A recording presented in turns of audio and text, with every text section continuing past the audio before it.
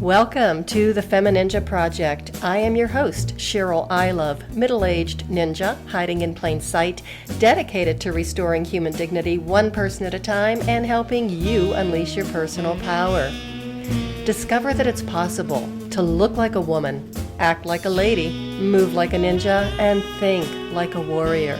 And remember, men are always welcome on the FemiNinja Project.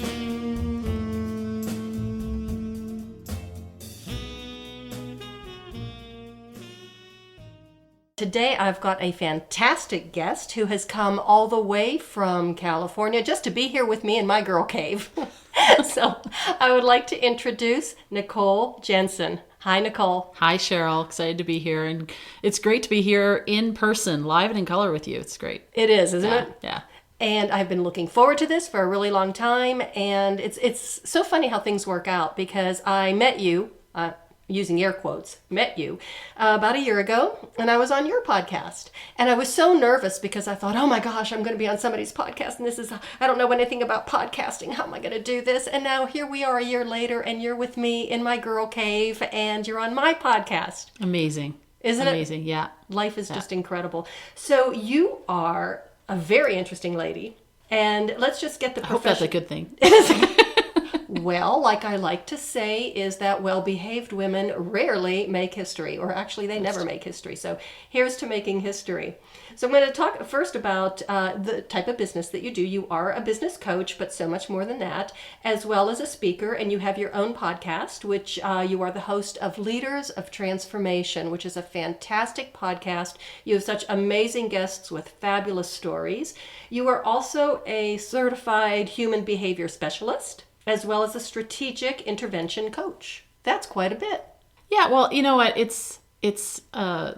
It develops, right? So it's like one thing led to another thing that led to another thing, and so it's just it all goes together. Mm-hmm. So go ahead. I was going to say, it's funny because sometimes people will say, Nicole, you do a lot of different things, and really I only do one thing. I just do it in different arenas, if that makes sense. And it's really, I'm very passionate about helping people to bring out the best in them, and I love maximize efficiencies of space and time and business systems and all that, right? But it's also how I do that was when I'm working with people is helping them to play to their strengths, to be the best that they can possibly be. So that's really the core strength. And then I just do it in different arenas, whether that's where human behavior applies, where I can understand how we think, how we operate, how that translates. And then the business coaching that kind of just came from a lot of life experience. And the strategic intervention coaching is actually a program that I did with Tony Robbins. Robbins been on his training. Okay. And that was fantastic coaching program, a year-long program where it talks about how you can strategically intervene when people are going through a situation. So if anybody has seen Tony Robbins speak, and he does these interventions with people that are having blocks and they don't know how to move forward, they're in a pattern, and how do you interrupt that pattern and create the breakthrough? So that's what that is. So you help people get unstuck. Yes. When they're stuck in habits and patterns. Yes. So there's something that I do. Well, I'm a recovering physical therapist. I told you that.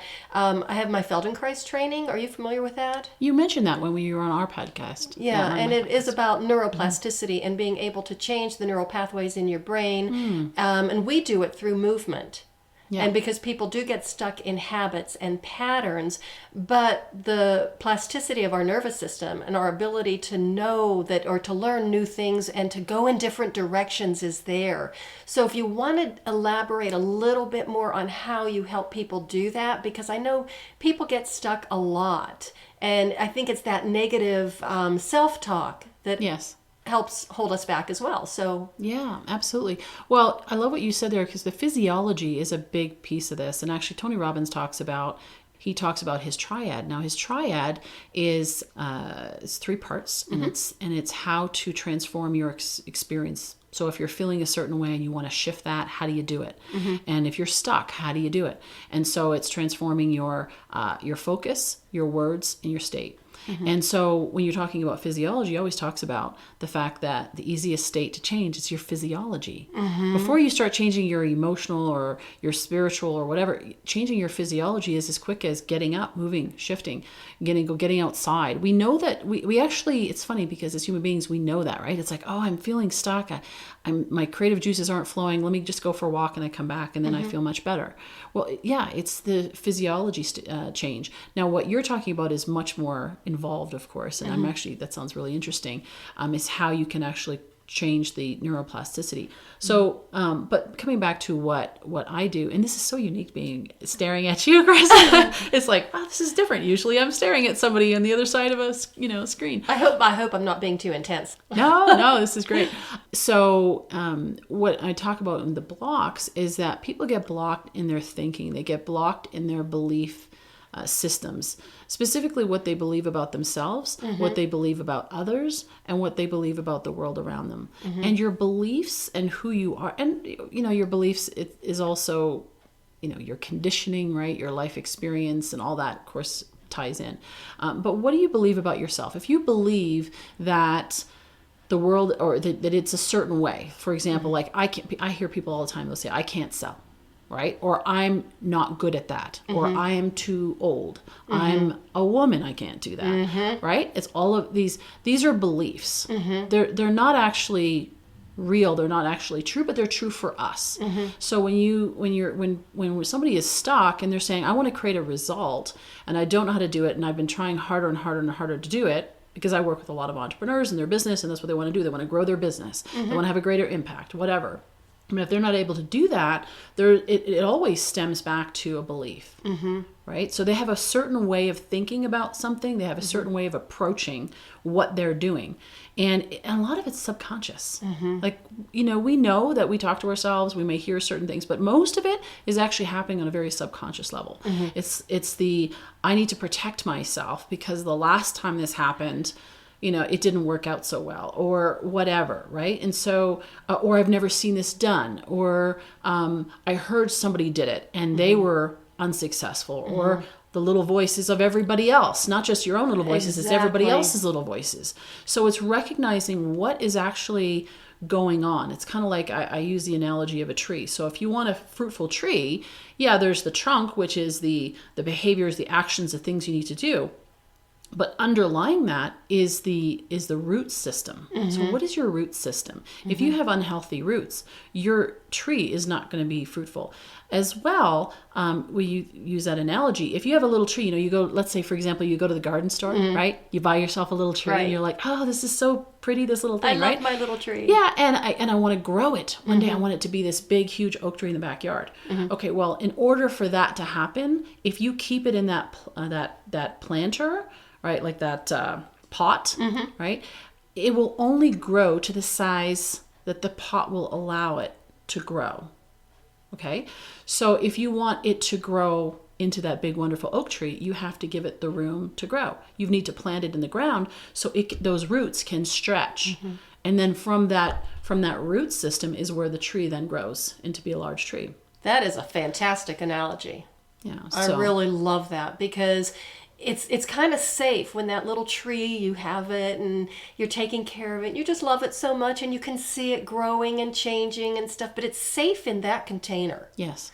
And it's almost a leap of faith, even because you want to protect the tree.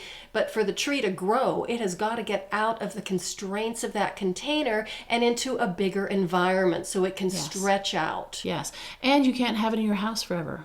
You need to put it outside, right? So it's so funny because if you think of that, right? If you put it outside, though, it's not as safe. It might rain. It might snow. It might be so windy that tree gets blown over, right? All these different, the environment changes, not just the root system and the ability to grow from there, but it's also what's happening above ground, right? That will impact it. And so but that's the thing that's when it's starting to, it's like palm trees, right? Palm trees have the ability to flex, right, in the storm. And that's a good thing because they end up in a lot of storms, right? Hurricanes and so forth, right? And we want to be able to flex. And sometimes we're not flexible because we don't give ourselves the permission, or we don't have the courage, or allow ourselves that courage to be in the elements. So I want to go back to that idea, because this is just fascinating, and you've got me enthralled. So I'm thinking about that tree that finally comes out of the pot, and you put it in the yard, and you're just watching it day and night to make sure nothing happens to that tree. But it's amazing. Okay, it rains and the tree not only survives, but it thrives because it's got a little bit more, some the elements, the rain is nurturing it in Mother Nature's way. Same thing with the snowstorm. We always get a late storm, and it's like, oh no, the trees, what's going to happen to them? But it makes them a little bit more resilient. Yes. And so now you're building that innate flexibility that you can bend and recover when things don't go your way, because life is really full of hits. I say this all the time when I'm talking about my martial arts, and the hits come in a wide variety of different ways. They're not always physical. Yes. They're mental, emotional, financial, and you know a lot about that. Yes. Getting those hits and being able to and spring back. They're actually more impactful than the physical hits. Oh, yeah. I mean, you get bruised, and broken bones, whatever. And those are, obviously that's traumatic. Mm-hmm. When you're talking about emotional hits, spiritual hits, these are things that a lot of times people they don't address them. When it's physical, I got to go to the doctor. Right. But when you're talking about some of these things that are invisible, right? We think they're invisible. They're inside. They show up, though. Right. They show up. They will show up. Yes, they will become physical and so invisible. But they're inside, and we don't see them. So it's not like, oh, well, I can put a bandage on that, right? Or I need to deal with that. I need to put something on that to an antiseptic, right? I don't know to do that when you're talking about emotional or spiritual or things that are happening, and even financial. I mean, it's physical, but it's in the way that it's our we know it because we don't have the money in our bank account to go do the things we need to do. But how do we deal with it? It's kind of like this evasive thing for a lot of people. Well, going back to the physical pain, I've had an incredible amount of physical pain in my life. And I've also had a lot of emotional pain. And I am telling you, I will take the physical pain over the emotional pain any day. Yes. And especially if you're talking about like a broken bone, or it's like, hey, look, you can see this, a little shred of bone is sticking out through the skin, and you can kind of see this arterial spurt, and you show it to somebody and go, oh, wow, that probably really hurts. We need to take you to the hospital and get it fixed up. Yes. But when you have that emotional pain, or you're going through something that's really deeply spiritual pain, it's like I had my spirit actually crushed, from me, well, twice at least, times in my life. And how do you address something like that? It's just so, I don't want to say ambiguous, it's abstract, and a lot of people don't want to hear about it. And I have to admit, I tell people I don't have feelings, I'm kind of like the Ice Maiden. But how do you deal with things like that when they're not right there, they're not tangible, it's not like I can treat this? Yes. Well, you've got to go inward, right? You can't look on the outside, the external, for the solution. You have to go in. And the reason why a lot of times people don't want to deal with it is because they didn't deal with their own. Right. So if I haven't dealt with my stuff and I see what's going on with you, I don't know how to deal with my own stuff. How am I possibly going to help you and offer you suggestions on yours? Of course, there are some people that will say, here, let me tell you what to do, and they haven't done their own. Okay. Of course, I'm familiar with that too. Yeah. I know those people, and as soon as I see them, it's like, run, Cheryl, run. Yeah, and you know what? Bless them and love them, and I just hope that they actually work out their own stuff, because when you work out your own stuff, you're much more empathetic to be able to. And I know this for myself.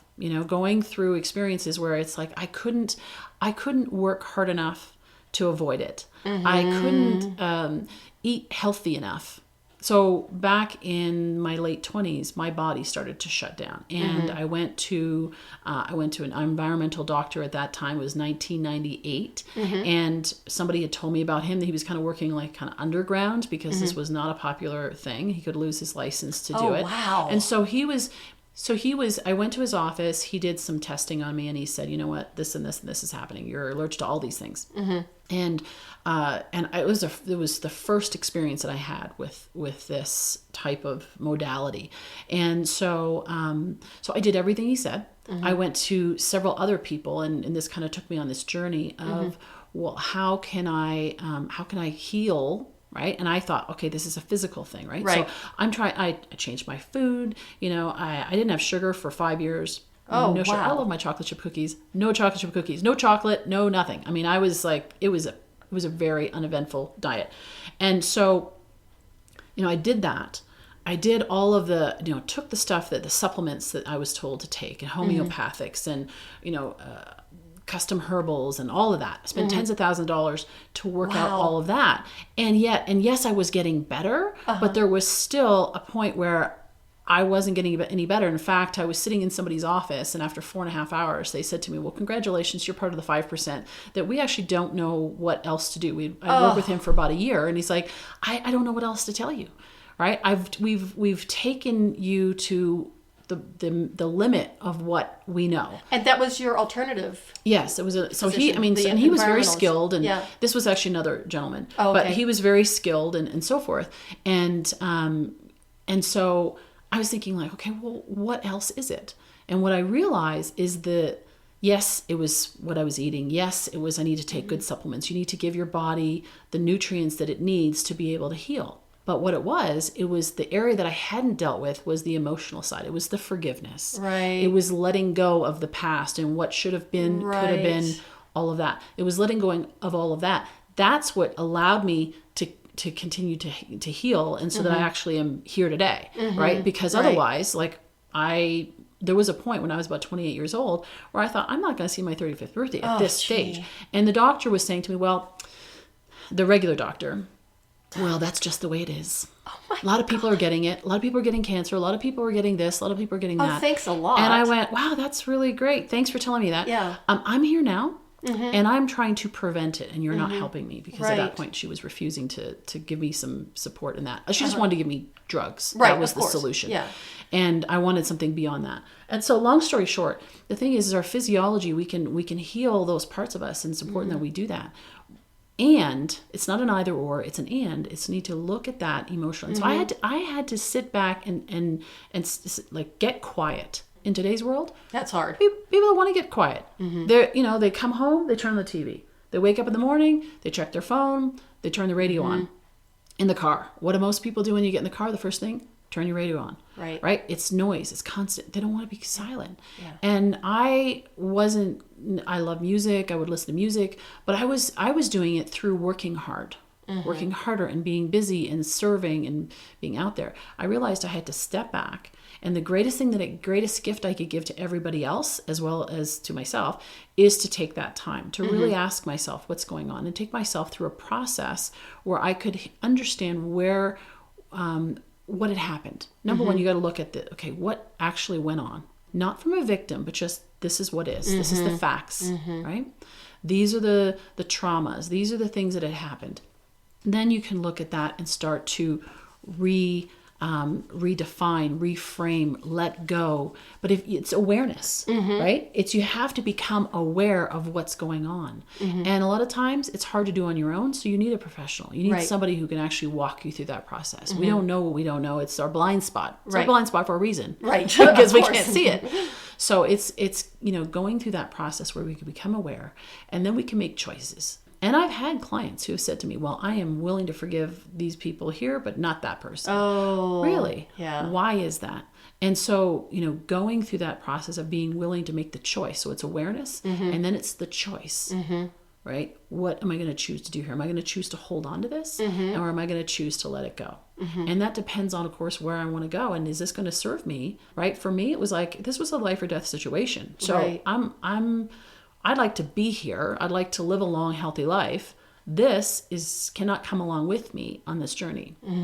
And so I made the choice, and then it was about following through on that choice through the habits, changing my thoughts, changing the words, like I was talking about, the words, their focus, the state, starting to change those things so that I notice the words that I say to myself.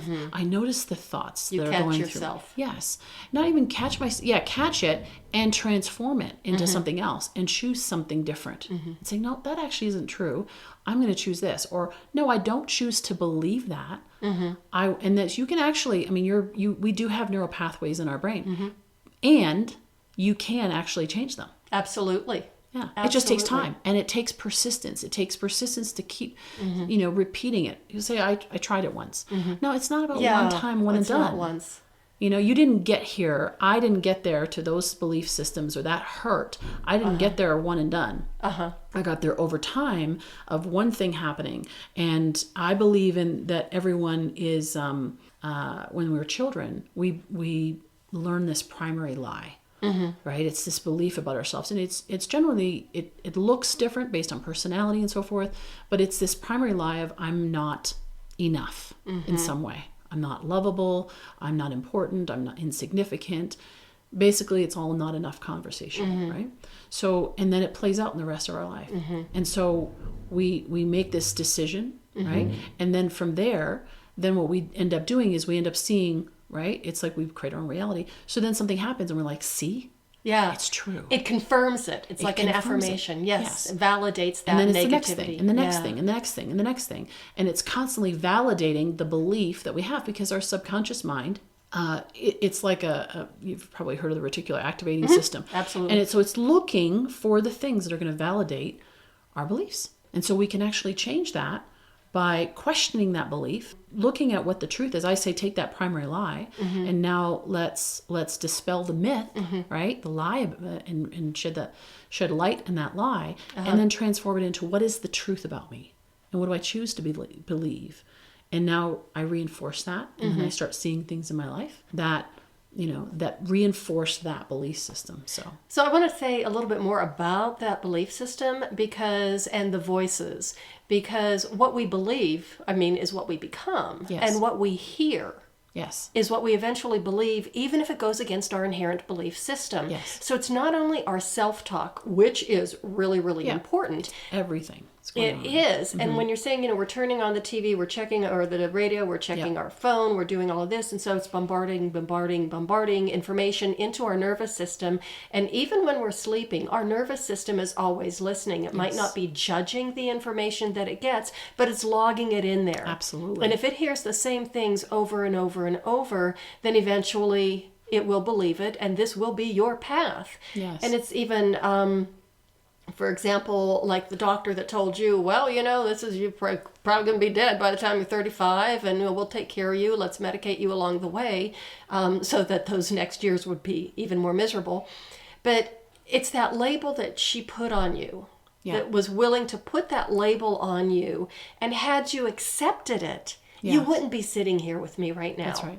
And it's the same thing happened to me with my back injury. The things that I was told, if I had believed that, yes, I wouldn't be here. And that's what people believe. They look at the authority figure and they say, well, it must be true because my doctor told me that. Right. And so we actually deny our own intuition, our gut instinct. So in that moment, when this was all happening and she said that, and other people would say certain things, and other practitioners or whatever, actually the practitioners, the alternative practitioners were actually pretty amazing. Yeah. In fact, many of them didn't tell me how bad it was until later when it got better, because they realized they did not want to influence my beliefs. They were like, no problem, we're going to take care of this. It's going to be fine. You're going to be great. And so they were really supportive in that. And that's important. Who you have around you is going to make a big difference on your belief system. Especially when you're dealing with your health. Absolutely. But also in your business, in your finances, your relationships, everything. Yeah. So having that awareness, which is something we talk about a lot on the show, is awareness and intuition, because it really does go hand in hand. And I think one of the things that really dulls our awareness, and then of course our intuition, is all the time that we spend on our devices. Yes. All of the information that we're getting from other sources that really don't have our best interests at heart. Yes. So it's our responsibility to be able to say, okay, I'm going to stop right now. I'm going to take this time. I know yesterday I was just so tired. I was exhausted. And finally I just came down here and I laid on the floor in my girl cave, got away from everything. There was nothing on, just listening to the silence. And it's so refreshing. It's almost like it doesn't take that long for us to regulate. Yes. Well, and it's like if you've been eating junk food for a number of years, it may take you a little longer to detox from them, right? So for you, it might have been a few minutes, but in the beginning, you might need a few hours. Yes. You might need a few days. Maybe you need a few days. Maybe you need for some of our, the people that are listening, who maybe they have been listening to the negative voices of other people and their own little voice. They're the negative voices of others and the media and social media, all that stuff has now, you think it's your voice. It's not yours. Yeah. It's somebody else's that you've now taken on, because your Right. subconscious mind doesn't know the difference between what's real or imagined. So whatever it Thank you. takes in, it's like, oh, okay, like you said, it logs that. And so, it may take you a little longer, to start off with. And it took me a while. I needed to get quiet. I needed to protect myself from all of that noise, and so that I could start to hear. And when there's like a stillness, there's a quietness, there's a peacefulness that you experience when you're like, okay, I'm grounded, I'm connected, and I'm hearing my voice, not everybody else's noise, voice. It's like noise pollution is a thing. It's really a thing. And so when you can hear that, it's quiet and it's peaceful inside, then it's checking in. It's like, the truth is inside. You know what's right and you know what's wrong. For me, at that point when she said that, and even as I was going through this, people would ask me like, what do you have? And I'm just like, I don't know what it's called, and I don't care, because I just know I don't want it. So I'm not going to take it on as an identity. I have this, or I am a diabetic, Beautiful. or whatever. That just, don't ever say that, because anything you say after the I am is you are taking that on as an ownership. Right? I am sick. Right? I am coming down with a cold. It's like, don't say that. Yeah. Now, I'm not saying that if you don't say that, you might not end up with a cold, but your chances are much better that you won't, right? Because as soon as you take it on as your identity, it's also very hard to get rid of it. I had someone years ago, she said, my depression is really getting to me today. And I went, wow, that's so interesting that you're calling it your depression. Yeah. It's not depression as a thing. It is now yours. You own it. You own it. Oof. It's hard to get rid of that. It is. Right? So for me, I actually had and I credit my parents for the upbringing and some of the environment that I shared with you beforehand, that I had, because the picture that I had in my head was that I'm going to live to at least 100 and I'm going to be healthy and vibrant. And so when they were telling me this is what's happening, or the doctor was saying, well, this is just the way it is, I'm looking at this and saying, well, this doesn't match my picture. Right. This doesn't match the vision that I have in my head, and so I won't accept it, because I'm going to find solutions so that I can match up and I can align with what it is that I believe. So you really got to ask yourself, what do I believe? Some people believe that, 70's old. Some people believe that, and it's amazing when I see you and you talk about how, you're so vibrant and so forth. Thank but you. you have a different belief system about age, right? I do, but it took a long time coming. Yeah. And that's why you can appreciate other people having a certain belief, that you can help them, to change it, because you have the empathy, because you actually had that belief as well. Right. So it's looking at and saying, okay, being aware of, what am I saying to myself? What do I believe to be true? And is that supporting? Is that really what I want? If that were to manifest, do I want that to manifest? Or does that depress me? Well, if it depresses you, the reality is, yes, we're all going to die. Right. But it doesn't mean that you need to be on your deathbed for years before you die. Right? So, you can, there's many people, my parents were healthy one day, or, relatively, and like my dad, and he was gone the next day. And so, Wow. I'm not saying, he had some health issues, that he was working out and so forth. We all have those things, but he was vibrant and joyful, and right, the day before. Right. You wouldn't have, so, we all don't have that blessing. But the thing is like looking at it and saying, okay, what do I envision it to be? And then now I'm going to look for solutions and opportunities and ways that I can align with that vision. And it's the same thing in business. It's, what do I want my vision? There's a scripture that says, without vision, the people perish. Oh, wow. I like that. And it's true. If you don't have vision, if you don't know what it looks like, it's hard to create it. And if you don't have a vision, and if you don't have a dream and something that you're going towards, somebody else will enroll you in theirs. Exactly. And it may not be what you are, it may not be the best for you. And then you're not the one that's in control of your life. No. And I love the way you're talking about solutions, because there always is a way around whatever it is that you're going through. Yes. And it's not just limited solutions. Well, you have a choice. You could either do this or that. And that's really not true, because when you're really listening to yourself and you find that sense of peace, and I love the way you said that, because it is a sense of peace, that it's just like, I've landed. I'm here. Everything's going to work out. I can handle things, and I can breathe. And when you can breathe, that's a good thing. But it's all of these other solutions. One solution leads to another. It's like, okay, well, this one might not work. And the more you're starting to think outside the box, the more, there comes that tree again. So all the branches of the tree, and you go up this one branch, and then it branches off again and again and again.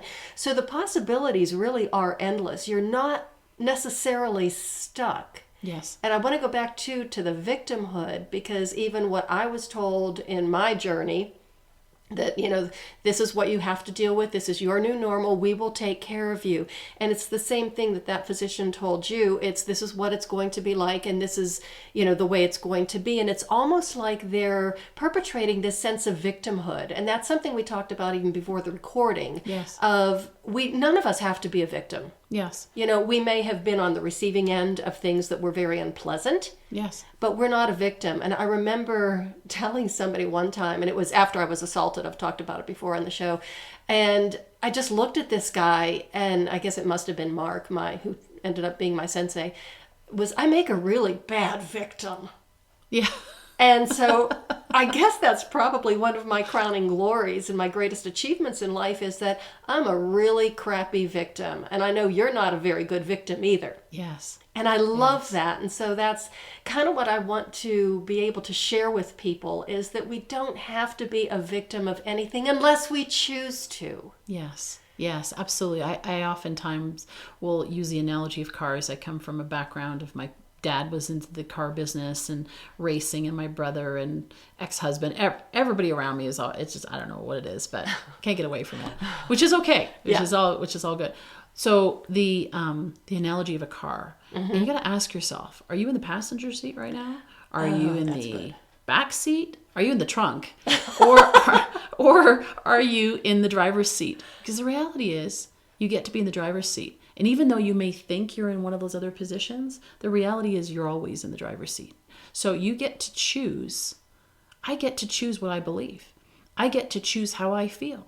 When things happen to me, I get to choose. That is actually what responsibility is. It's the ability to respond and to choose how you respond, right? Mm-hmm.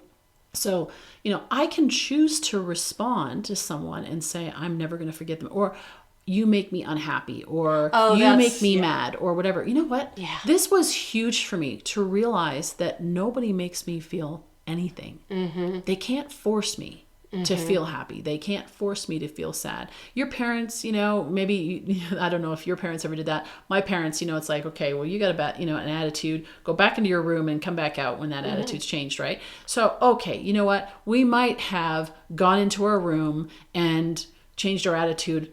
So on the external, right? Okay, I'm gonna smile. I see, I'm happy now. Yeah. Mm-hmm. Mm-hmm. But inside, I haven't changed unless I choose to change, right? Right. So nobody can decide that for us. Mm-hmm.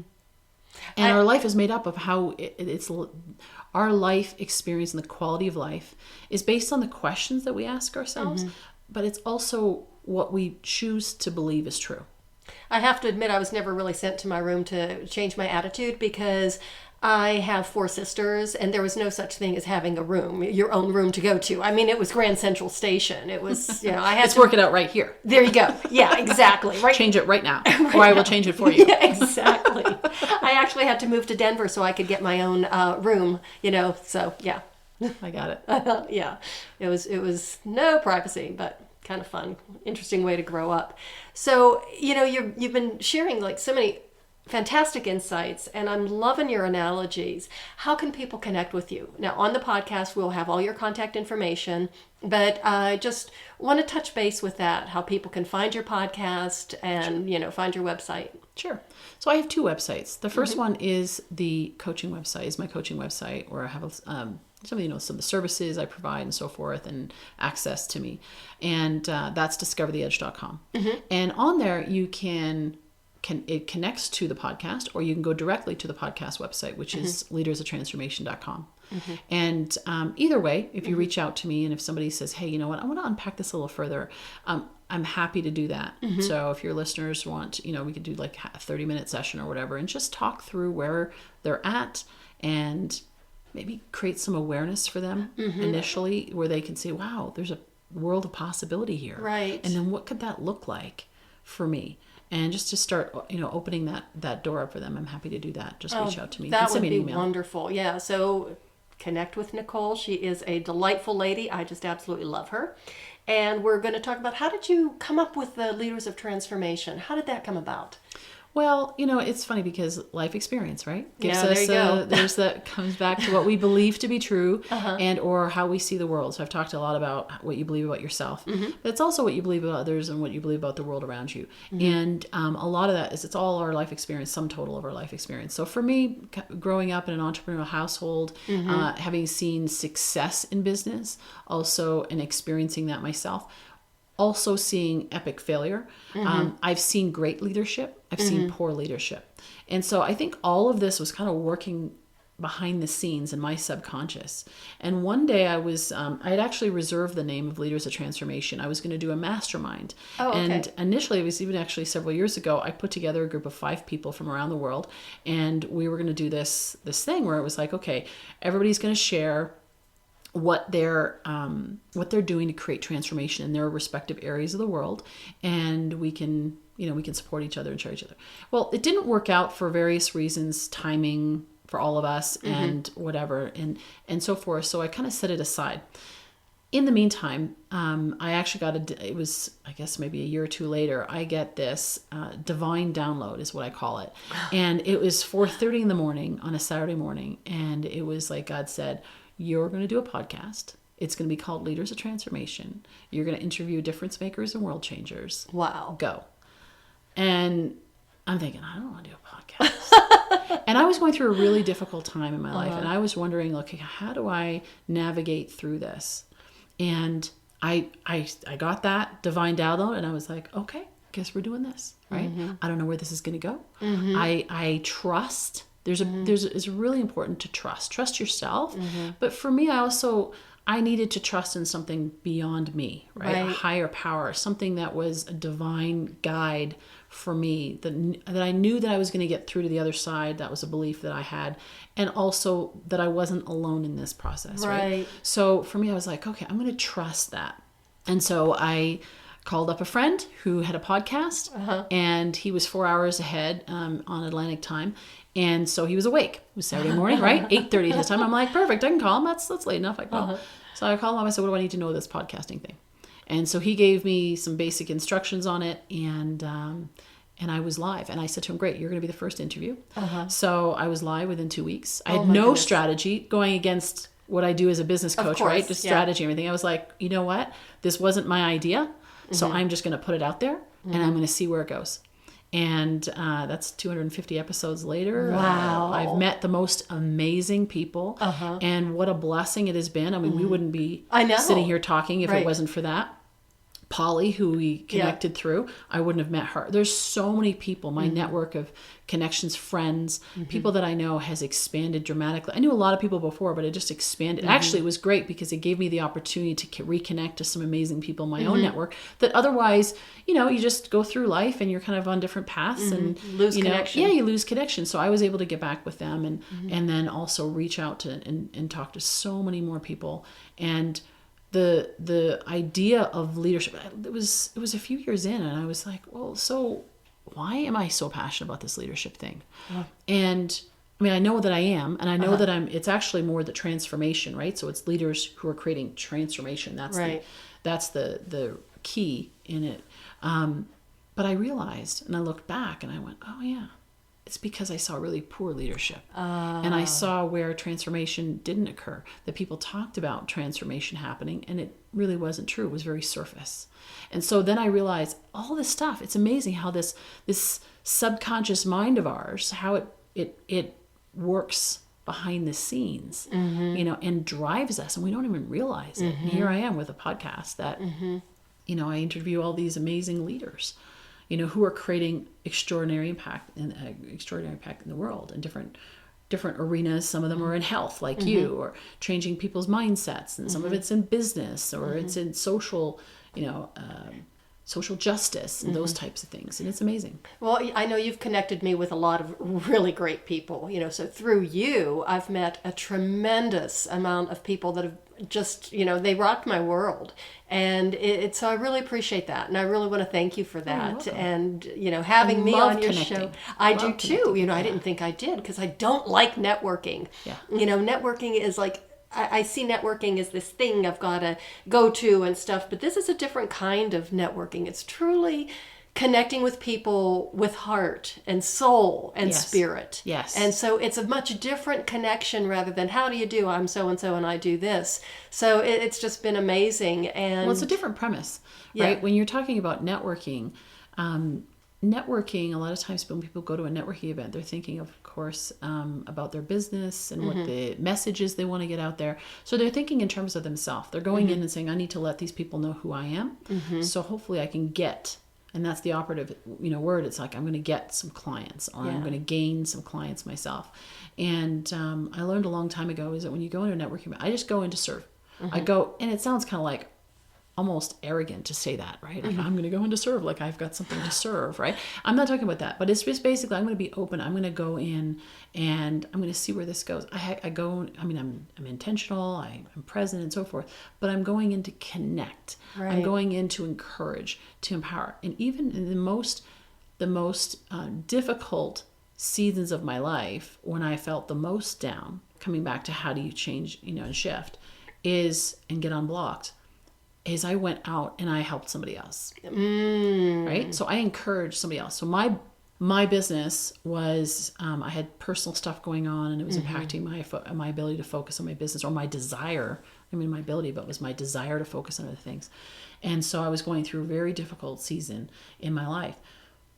But this opportunity to be on a podcast and connect difference makers and share their message. People would say, Nicole, you need to share your message. I'm like, okay, I'll share my message when I'm ready to share my message. Right now I'm processing. But in the meantime, while I'm processing my own stuff, I can help other people to share their message. Right? And so it's just a different focus. It's not what can I get? It's what can I give? What can we experience together? How can I make connections with people? And then that becomes fun. There's one other word that I'm, kind of clinging to or kind of picking at. It's the get. Yes. What, get. And instead of get, I changed my language to receive. Yes. What can I receive? Because that was a really hard thing for me to do, is to be receptive. There's a big difference between getting and receiving. Oh yeah, there really receiving, is. So language is just so important. Yes. And the things we tell ourselves, I think, is probably the most important thing of all. So if you were to just leave our listeners with maybe one or two key points, what would it be? Although I just do want to remind everybody, we've got plenty of pearls of wisdom in this podcast, and I'm going to be listening to this one over and over. I can tell you that much. So, the first thing I would say is trust yourself. We learn to trust others. When we grow up, we learn that we need to trust our parents. We need to trust our teachers. We need to trust everybody else. But I think one of the things that's missing in a lot of families and upbringings is learning the ability to trust yourself. And to know that deep down inside, you actually know the right answer. You know what's right for you. You know what your passion is. You know what your purpose. It may be buried under a lot of other opinions and thoughts, but it's there. And so that's number one, is to trust yourself and to dig deep. The second thing goes along with that is you're worth it. Is to know that you're worth it. To know that it doesn't matter what anybody says. It doesn't matter what happens outside, whether the economy tanks, whether you lose everything. One of the greatest gifts of having the opportunity to be successful, but also experience a lot of epic failures and great loss in my life, is to realize that my value and my worth is not attached to anything external. right? I am worthy simply because I am. I have value simply because I am. A child is born worthy, right? They're valuable just because they are. They don't have to do anything, right? So if I can impart that, encourage people to get to that point, if you have to hire a professional to help you through the process so you can get to that, do it because you're worth it. When you get to the point where you can be the calm in the midst of the storm, it doesn't matter what's happening outside, but you're at peace inside. And that's a great place to build on. Thank you so much. Thank you so much for being here. Thank you for sharing your time with me. I mean, I'm so appreciative because I know you're doing this road trip and so you're traveling all over the place, but yet you took time in your schedule to sit down and talk to us. Fun. Oh my gosh, Love it was just wonderful. So to my listeners, thank you so much for listening. Please reach out to Nicole. She's an amazing lady. You'll just love her. And remember to trust yourself and understand your self-worth, because that is the way of the FemiNinja.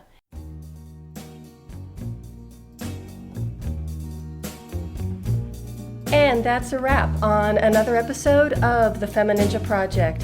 Thank you so much for listening, and remember, be safe, be strong, and until next time, bye now.